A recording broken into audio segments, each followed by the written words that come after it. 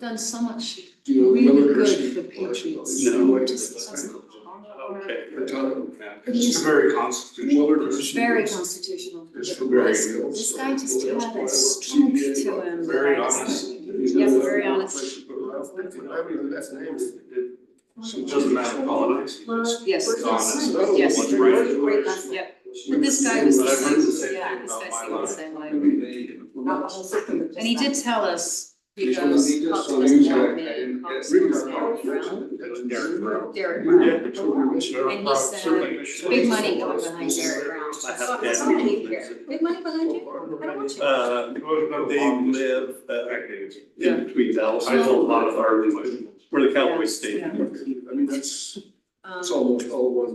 Yeah. That's one. It's one big one. It's very- it's not absolutely, it's not Close yes. together. Yeah, they should, Texas is. That says Well, something. it's allowed 30 One of the things that I'm gonna verify is. Then he's got my vote. It's all- Well, that's what I thought, so we're gonna invite him and Diana Garcia. So it's not, that's not what they're gonna I go. spoke at the. Yeah, I heard that he's worried about the free access is a fun issue for me.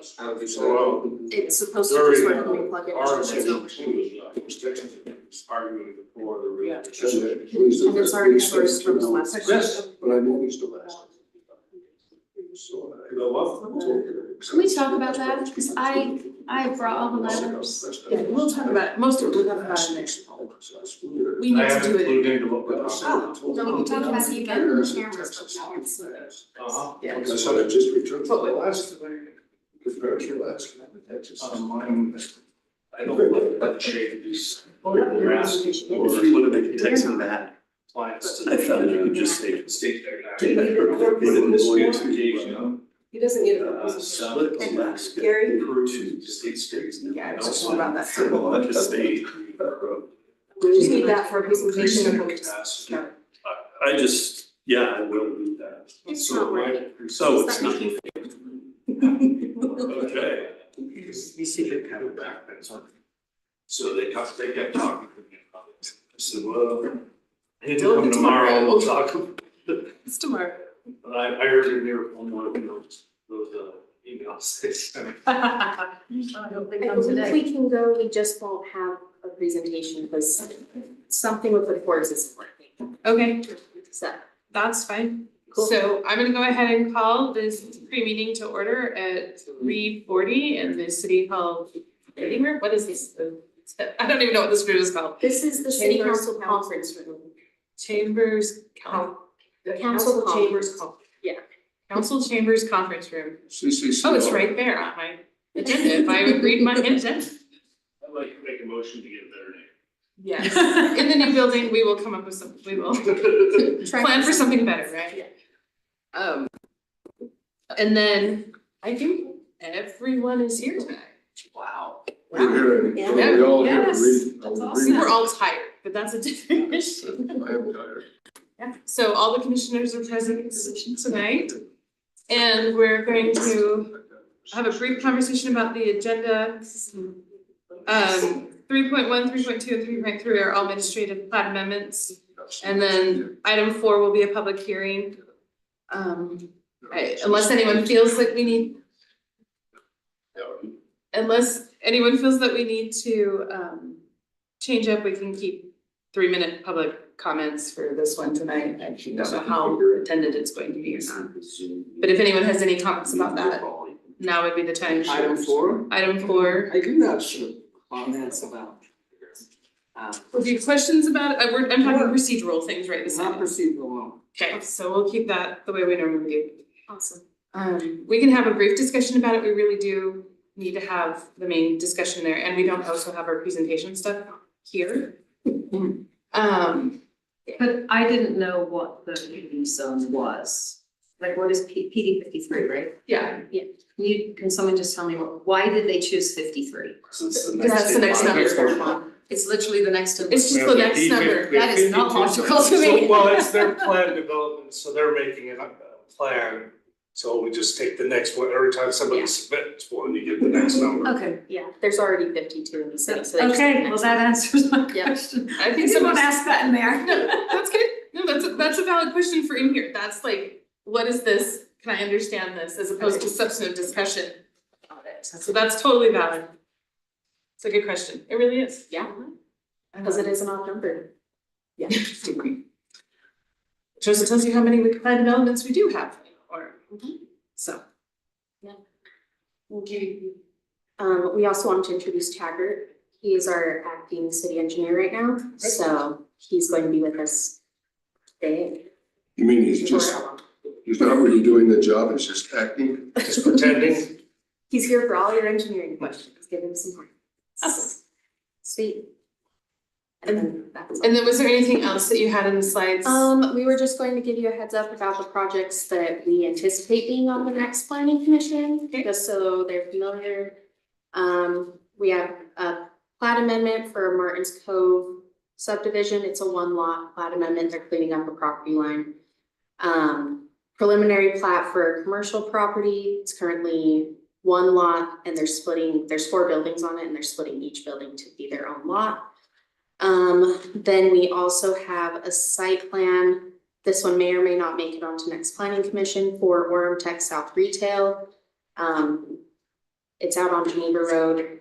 We're just waiting on some drainage clarification for that, so if it makes it, great. If it doesn't, then we'll see it in April. The site plan for Holiday Oil is anticipated to come this next planning commission. And that's then- the one in, 2007. 2007, yeah. And then there is another rezone for Citadel Storage. It is a property located at 1385 West, 1600 North. And they're wanting to join the PD zone that they're next to for that. May I ask, is Holiday Oil being compliant?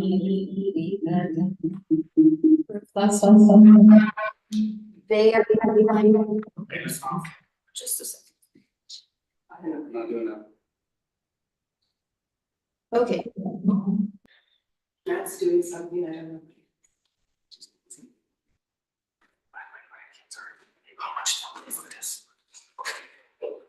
$60,000. 12 months. When we get in over it.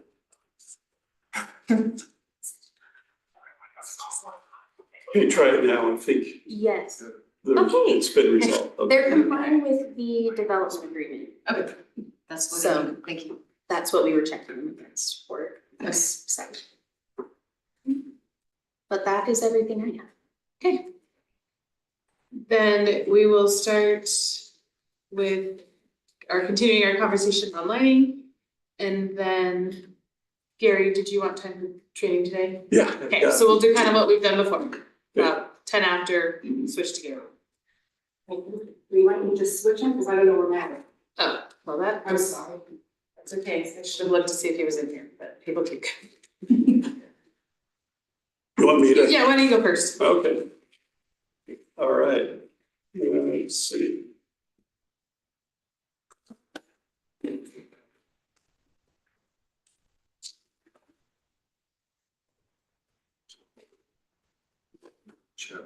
Yeah, so.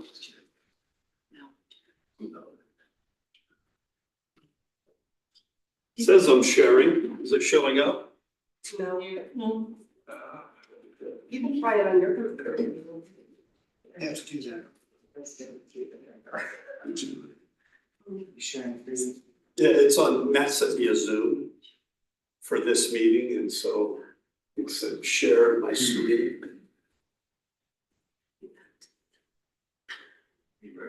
There we go. I took on. Oh, wow.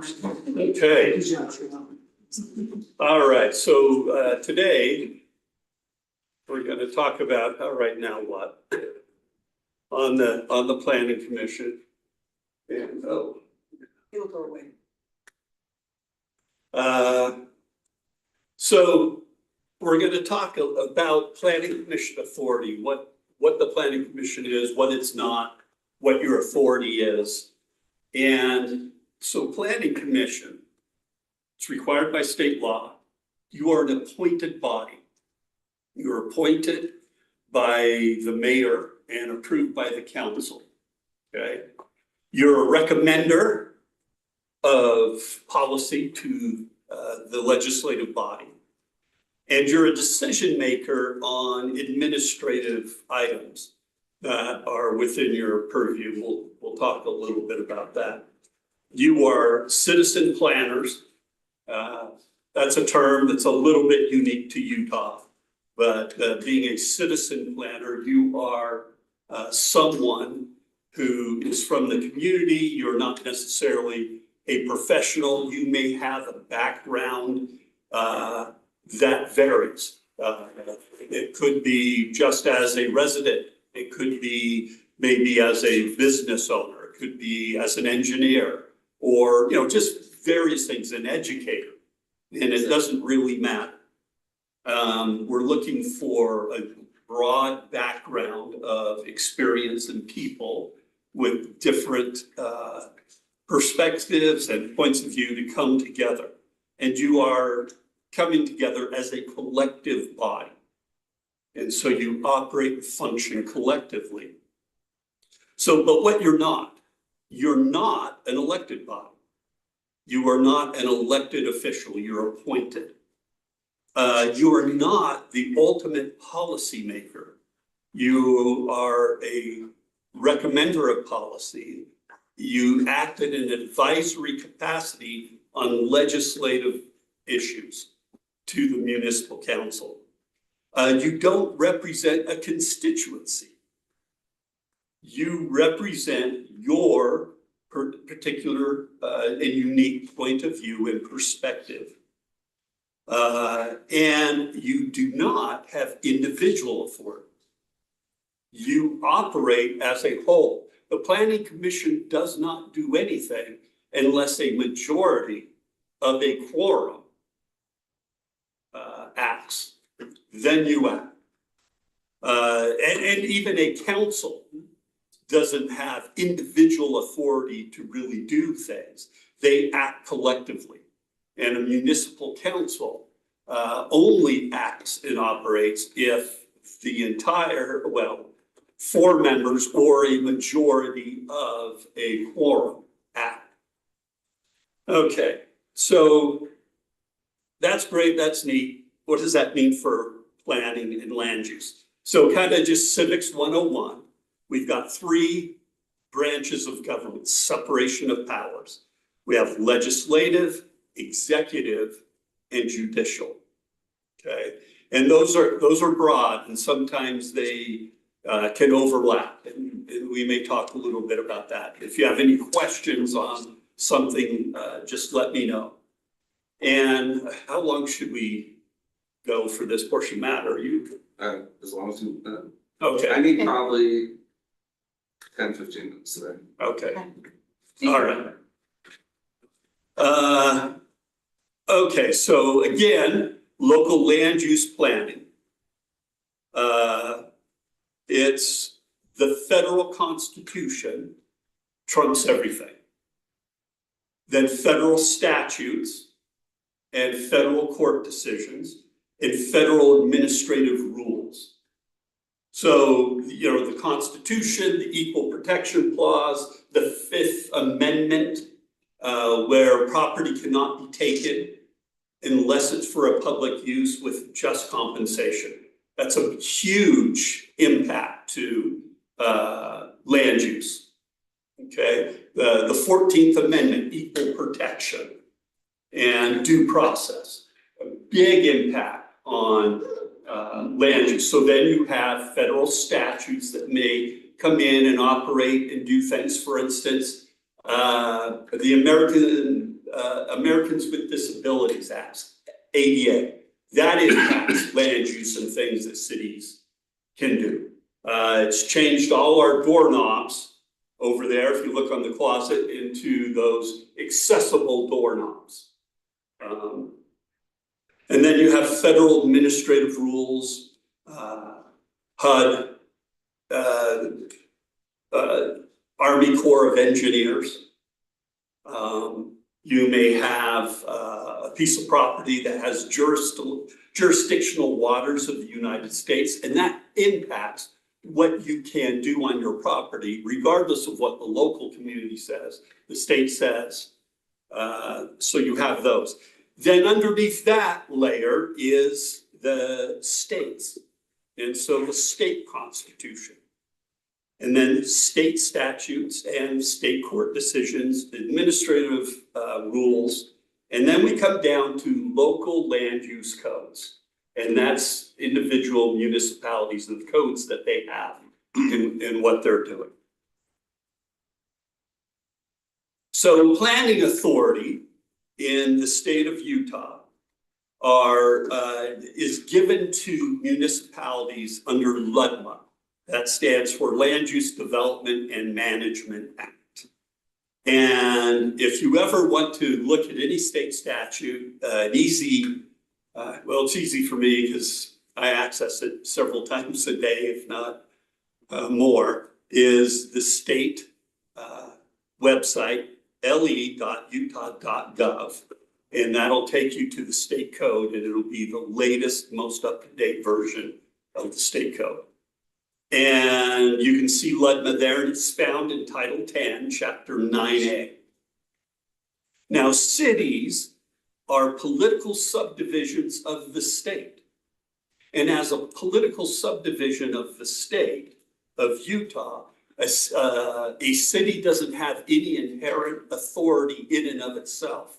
It operates and has authority pursuant to that which has been given to it by the state through some sort of zoning enabling legislation, which is the LUDMA, which is a little different than our federal system, where states are independent sovereigns and have authority in and of themselves.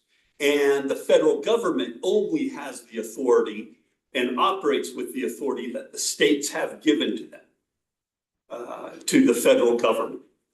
So as political subdivisions of the state has given municipal councils the legislative authority to regulate land use. How easy would that be to take it away? The authority that the states have given to, Yes. very easy. It takes a legislative session and to pass a bill and have it signed by the governor. And so I'll show you. And so since we are a legal entity or legal creature created by the state, and our authority to regulate land use is controlled by the state, currently, and every year it's less so, but currently there is quite a bit of local control. Now, there are some exceptions, and I'll give you, and here we are: highway corridor preservation, moderate income housing, accessory dwelling units. Same as low income housing, moderate income, Well, moderate income housing is a little bit of a term of art. You have low income housing, which is based on a percentage of income that people have compared to the average income in your area. So it allows Alpine to keep poor people out. well, there are low income, there's low income in Alpine, just like there's low income in Santa Monica if you're comparing it to Santa Monica. Yeah, they're just rich for oil.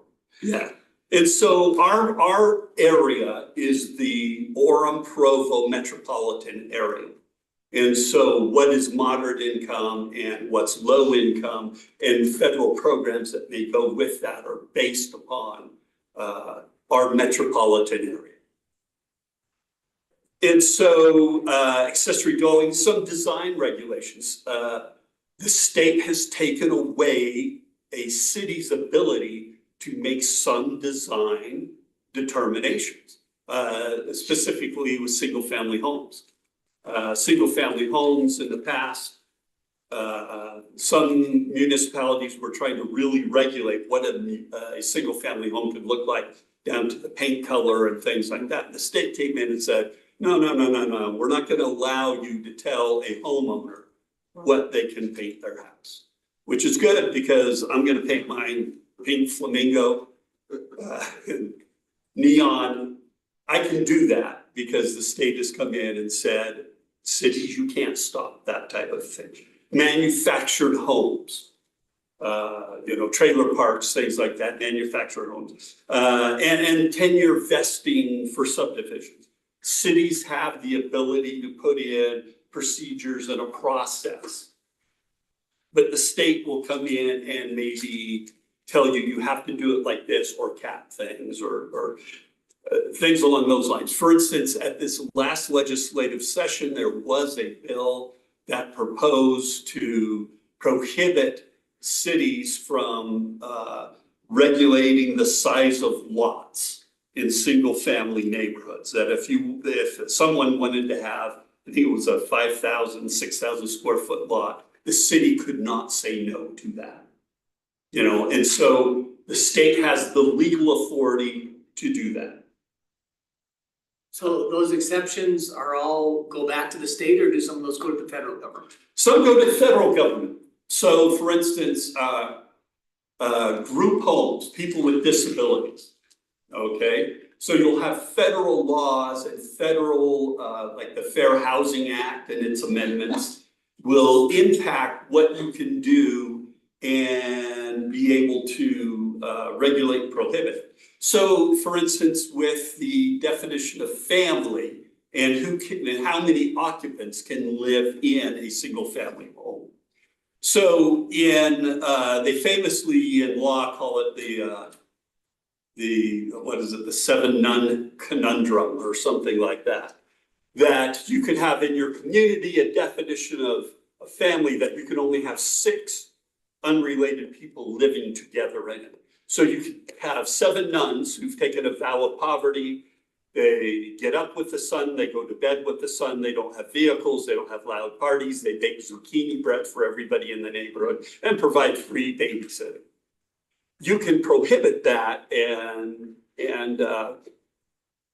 say, no, you can't have 7, you have to only have 6. But you couldn't, under federal law, prohibit 7 adult male recovering alcoholics from living together under some ADA rules and things like that. And why? Because the federal Congress determined that, well, these are an essential part of our society, we need them. Local governments are usually standing up in line saying, yeah, I'm gonna vote for that everywhere in our community. And so they imposed that. So, following the fish down, that was a federal law passed, which now preempts and says, okay, states, you can't pass a contrary law.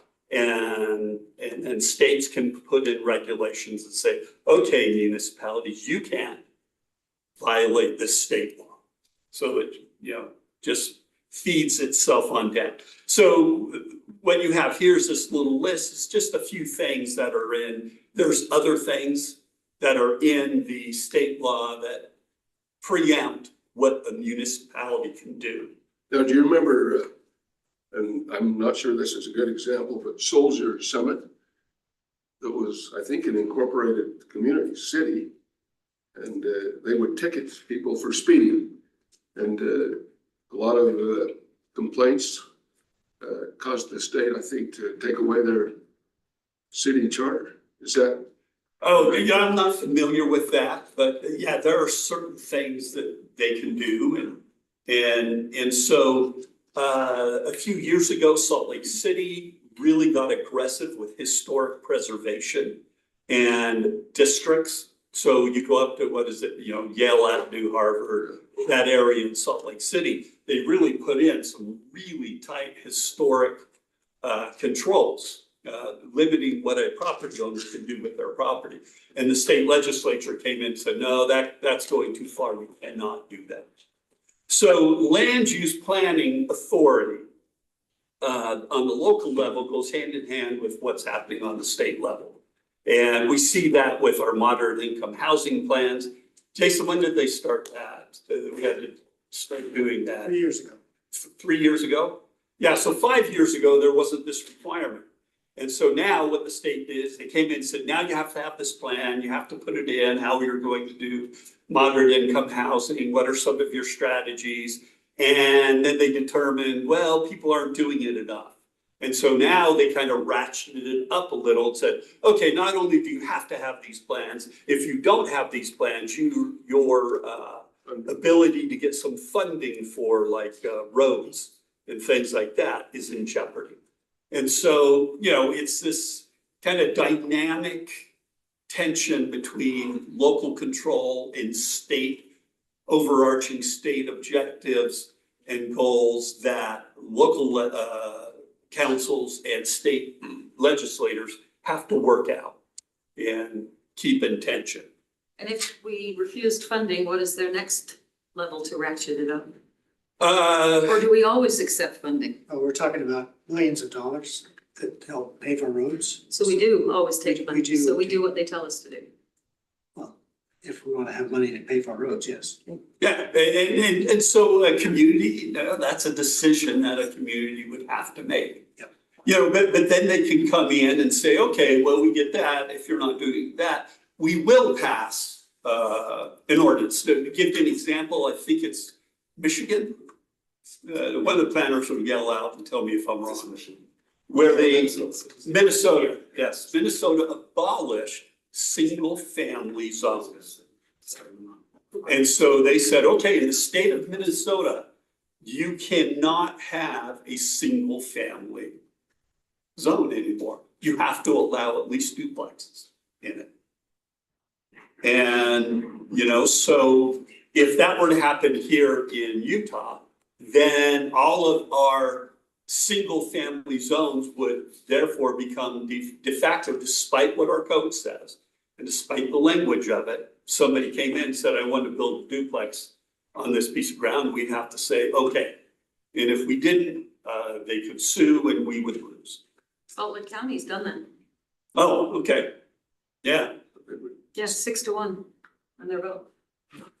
So the general authority, this is from state law, so it's 10-9A. 10-9A is the big quiz. There's going to be a quiz afterward, and the answer I'll tell you right now is going to be 10-9A. So that's our enabling legislation. In there, there's different parts. And the first part, 102, has the purposes. So the purpose is, and it has this long laundry list of things that we owe: the health, safety, welfare, morals, property values, fairness and land use regulation, orderly growth, protect property values. Okay, so those are the purposes of zoning, and it's quite expansive. And to accomplish that, we can enact all ordinances, resolutions, rules, and enter into development agreements that we think are necessary to accomplish those purposes. So the discretion, we've talked about legislative discretion, is very wide of what you can do. And one of the last underlined area is just, and your discretion in doing this is you take into consideration all the land uses, all the issues surrounding that to balance the landowner's private property interests associated with statutory and constitutional protections. So we just can't go out and take somebody's property. Eminent domain. We used to do it, 10 years ago. A municipality, if you wanted a park or a trail, if you wanted a trail through somebody's property, you could condemn a portion of their land for a trail. We cannot do that anymore. The state has taken away that ability of the local government to be able to do that. Okay. Jerry, So on Geneva Road, that's the state can do that. There's 3 homes, right, on that road to widen it, and the state can do eminent domain, but we Yeah, can't. there's a process they have to go through, but they can, yeah. And we could do that for a road. There's certain things that we cannot do. A big, I always enjoy my little connections to land use law. One is I was born in New London, Connecticut. So the Kelo case from New London, Connecticut, where it went up and the poor little Mrs. Kelo had a cute little pink house and they condemned her house. And New London condemned it, took it, and gave it to a developer for an economic development project. and went to the US Supreme Court. US Supreme Court said under the federal constitution, that's okay. States across the country threw a fit and came in and said, no, not in our state, you can't do that. So our ability to condemn property for economic development has been severely restricted. We running out of. Yeah, we just need to wrap up. Okay, so the next time we go, we're gonna go actually under your authority under state law and city code, what your actual authority to do is. Okay? Thank you. Can I just say, this is really valuable. Very Thank helpful. you. Thank you. Thank you, Gary. All right, well, I'm going home then, because I'm ending on a win. Because you added value, you can go home now? No, you gotta stay for the Ah, for the shoot. fireworks. I've just learned if you've done something well and you're with, just end the meeting. Leave on a high note. We're going, leave on a high note. Elvis has left the building.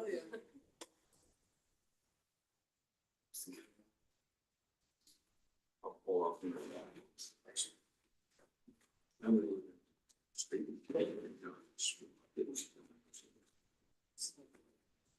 All right, part 3 of the ongoing saga of outdoor lighting regulations. I'm glad Gary was able to go first, honestly, take time. What we have tonight is just to look through a couple things in response to some questions that you had, and I think we're at the appropriate place anyways to answer those questions part of the discussion. And then show you some examples of what could be done, and then we can dive into just some random questions. But one of my main goals is to get enough direction back from this body, again, in your advisory capacity, of what you think an ordinance should look like for outdoor lighting regulation. What are the goals that should be focused on?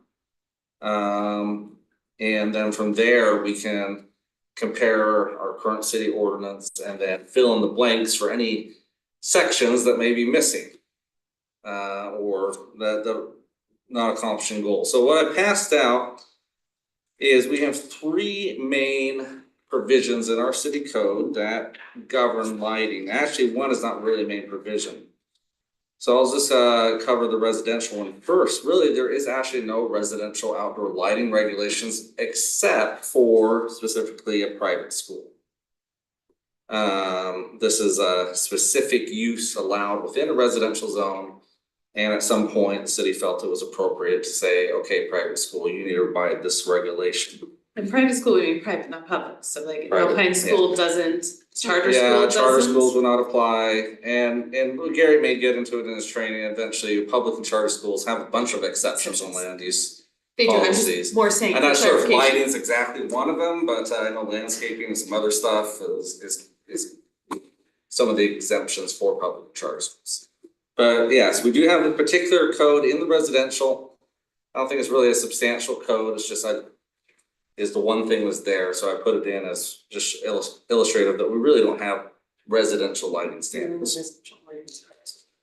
We have our commercial and professional office zones, and I underlined a few words in here, just to highlight, these are emphasis. These are not underlined or emphasized in the code. Both of these have identical language. Commercial and the manufacturing, research and development and public facility zones. It does have one regulation prohibiting intermittent light. So we're talking more about nuisance type things. Maybe a strobe light, maybe a flashing light, maybe a light that doesn't work properly. But I did just make sure I understood intermittent. The dictionary said, yeah. Intermittent, not regular. So really, it's a light that has no definition. Yeah. There's no definition. for Yeah, it. it's not, it wouldn't be, I don't think if this would apply to a parking lot light that was on 24/7. So this is really just about abating some type of nuisance type of light that's bothering the neighbors by going on and off at random times. So motion sensor. Well, and that's a good question. Would a motion sensor light fall under that definition? I don't think we would ever apply the code in that way. So could somebody try and make an argument that it applies under this regulation? Possibly. That's why often we adopt these these regulations. It's wise to adopt definitions with them so that we could say what was the phrase? Motion sensor light, yeah, you know, you could adopt a definition saying motion sensor light for the purpose of this code is not defined as intermittent light. You know, you could define it that way and therefore it would be explicitly exempted from this. But we don't have that actually, so somebody could make an argument, well, that motion sensor is intermittent and. Well, my neighbor's chickens used to set off their backlight all the time. Now, since it's detrimental to their chickens, they did something about it. Yeah. But I could see it all the time. I didn't Sure. really care, but it was obvious. Yeah. And it would just pop on. Well, maybe that'll be a discussion I'd circle around with Jason and all the powers that be above me and say, okay, well, in this situation, are we gonna apply this code? I'm not sure what the answer would be. Yeah, I think that just gets a little nitpicky, but Yeah. it is intermittent and it doesn't, you know, it can be disruptive depending on who you are. Sure. So where do the blue flashing lights in construction zones fit into this? This is about zoning regulations and so this is usually about property and development of property and how property is used, not necessarily construction zones. So construction would have a whole nother category probably. Yeah, I would have to research that. I could guess that maybe there are some state regulations around that and, yeah, but that's something I don't know enough to answer.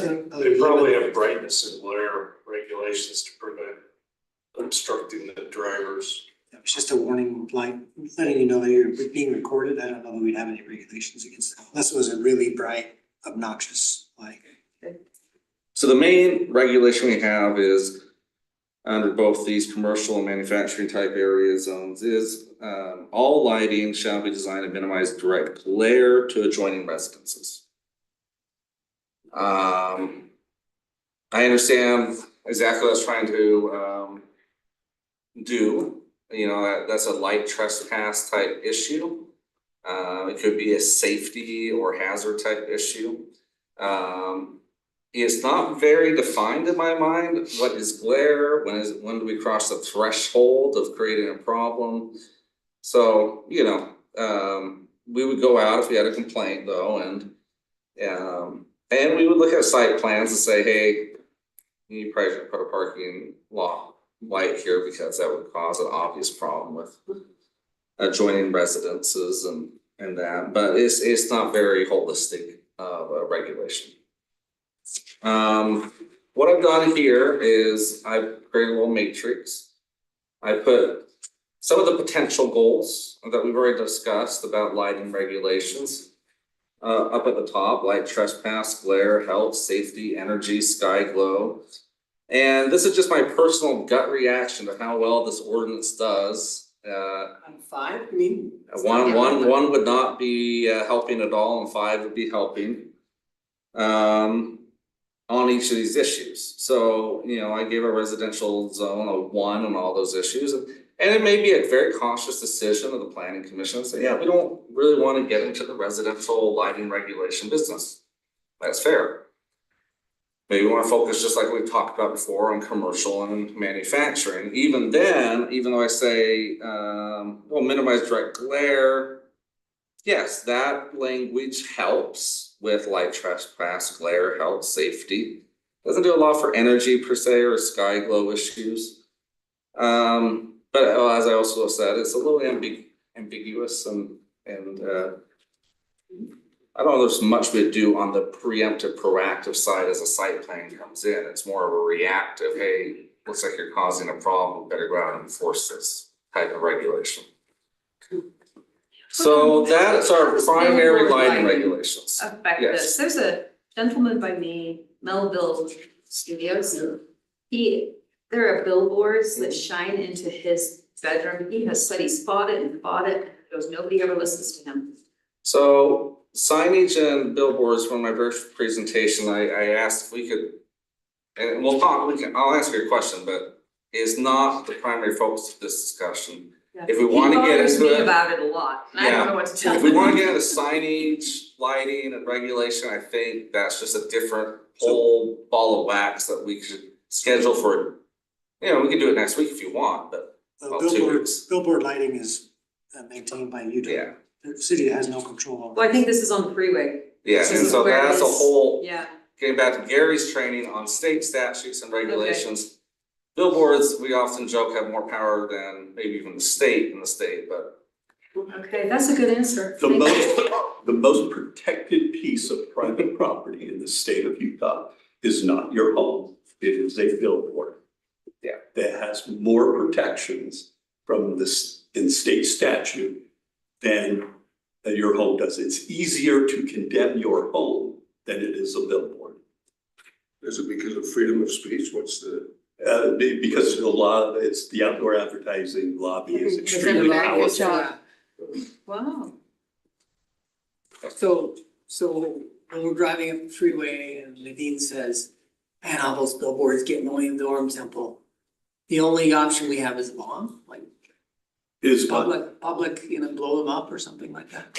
Well, Sorry, this is. You know, I would never recommend is this civil being- insurrection. Is this being recorded? Yes, it is. I'm on record of saying that. there are ways that billboard companies can of their own accord move billboards within so many feet of their current location, so perhaps it could be incentivized, but I don't know how that happens from a local government approach unless the government's willing to engage them and encourage them to move The their answer is no. billboards. I understand the answer very clearly. The answer is no. A private property owner could buy it, they could, refuse, so there is amortization allowances, so if somebody wants to go buy a Yesco sign, I'm sure they would sell it. They would amortize it over 30 years and the cost would be extremely prohibitive, which is a lot of the protection we're talking about. So if a city goes out and says, we don't like that billboard anymore, the billboard company said, that's great, you pay me X millions of dollars and I'll go back and remove it. Wow. That's what we're doing. Yeah, we're stuck. They're appraised on a stream of income, not replacement. Get that. It would be hard to determine, I would think. Income, you mean that they'll generate? Yeah. Get you in rentals for people. Nothing's more frustrating than more regulation. Yeah. No, there's no changing it. That's okay. There will be no public insurrection. No Page- violence, no. Page 2 of this handout didn't print for you guys. There are some exceptions to these 3 general rules. Most of them are contained with the various PD zones. So several of the PD zones have their own specific lighting regulations. But they're limited to that zone and they may be a template to draw some language or things that we think are good from, but I picked out 3 as just as examples and I can share those over email or something, but. Yes, please. And then one other just interesting thing is. What are they typically, what are those, are they asking for different treatment or just? Yeah. For instance, with the Orem Utah Temple PD zone. Yeah, It calls for any development in the PD 50 zone shall include a lighting plan, so in this case, that's required to give us a plan. Doesn't specify what should be on that plan. But there shall be no direct glare onto adjacent properties as we've seen elsewhere. All parking lots shall be well lit in accordance with Appendix XX, which is the actual site plan for the Orem Temple. Also not specific enough to really say what the lighting is and where, and the lighting plan shall be designed to discourage crime, enhance the safety of pedestrians and guests, and enhance the appearance and design of the project. So pretty subjective, not a lot of hard standards to say this really complies or not. It's more of a, yeah, this looks like it works type of ordinance. If it was something very obvious, as those planners, we could review that and say, no, that obviously doesn't work, but then we might get into more of a subjective argument with the developer than it's gonna substantive direct. Part of the reason behind that is have them provide a lighting plan which then shows the lumen so that you can see along the property owners, and they actually provide the lighting plan that shows what that light spread is, so that we know that it's not going across the property line. So you see the light poles, you can see it's bright around the light poles, but it dissipates as it goes out. That's what we're looking for, and that's what it required is a plan that shows, and anybody can look at it and say, okay, that makes sense, Because we're not having a light pole right on the property and it's shining, you know, the backyard of the neighbor. It's actually internally and shining up. And this is not my, the next comment is not to criticize any particular thing, but I think there is some deficiency in an objective standard by just saying lighting plan. Like the lighting, we should really have a definition of what a lighting plan includes. All the things you just mentioned, plus X, Y, and Z. So when we review as planners, we can objectively say to the ordinance, oh, your lighting plan shows an isometrics lighting schedule.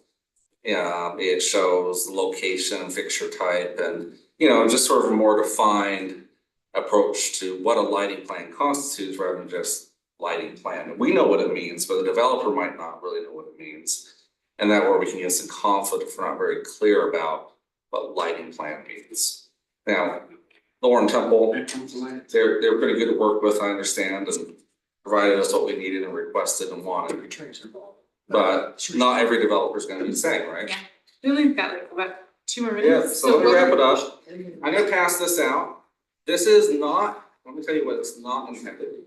This is not intended to suggest what we should do or the scope of what Orange City should do. But this is the lighting plan I worked on in Kaufman Heights. This is what their planning commission and council ultimately felt was right for them and was adopted. It's a more comprehensive look at lighting within their city. So I'll pass this out just as a resource to get the wheels turning and say, okay, I see what you're talking about, lighting plan standards, or what type of standards we could or could not put in Orem City. Now, Cottonwood Heights did choose to address residential areas in addition to commercial areas. But how they did so was more of a going forward, new construction, substantial remodels type of approach, rather than trying to comprehensively retrofit the city. So I'll pass that out, and I think what I'd like to do is there a general consensus that you'd like to see a draft ordinance for you to review, or would you like to specifically tell me what the goals are before we present that to you? I think this is just my opinion, but I think next time we should have time to just talk and chat, because we Perfect. haven't really look at this, have some ideas, and then start discussing. So this is again, it's just intended as may help with discussion. So I'll pass that on. All right, thank you. We will adjourn to our main meeting. What time is it? 4:25?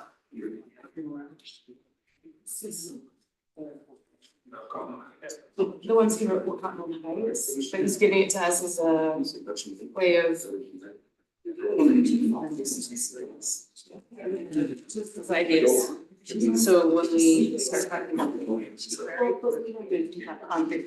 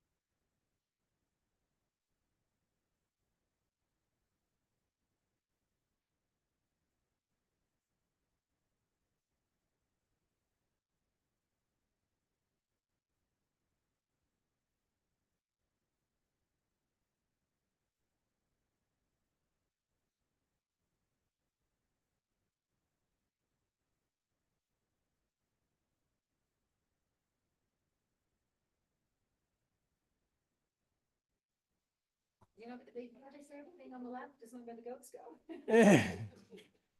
I think it's just the way our plaques are stacked. We just kind of go down the line.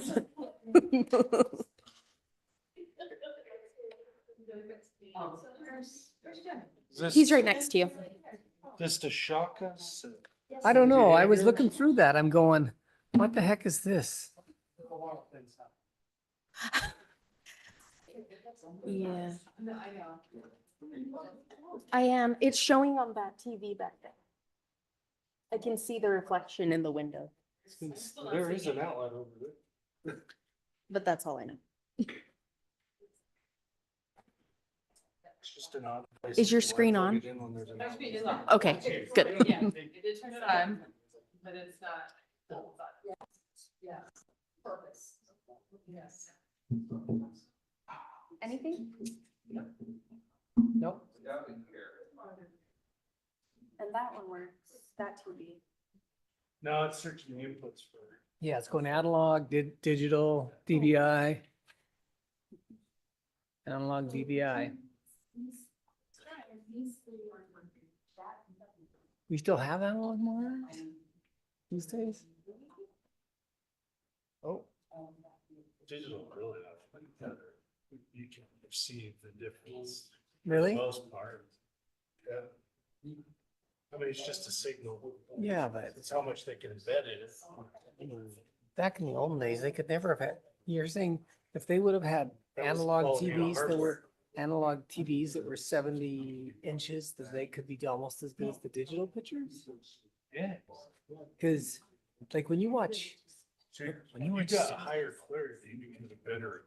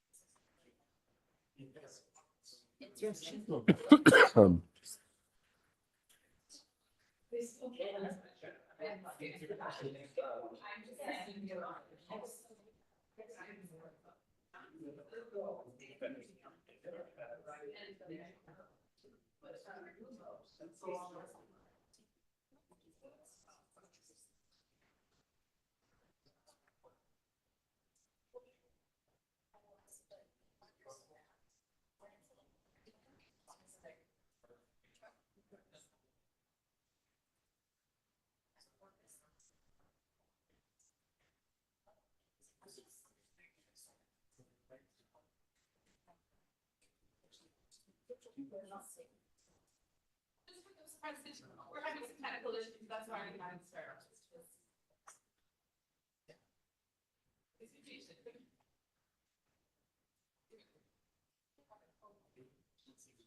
Now it's on. That's something, yeah.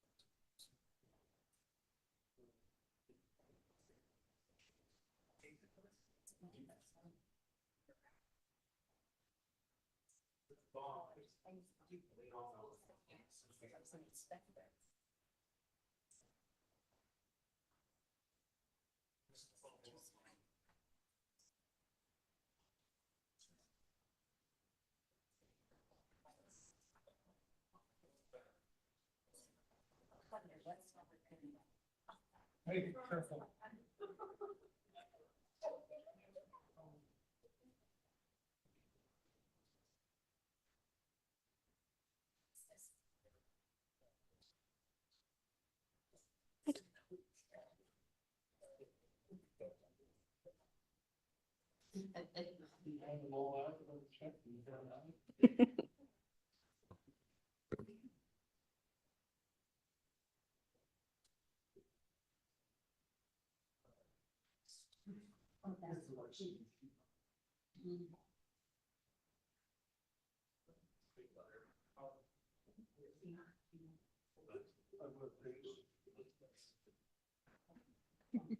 I can open some now.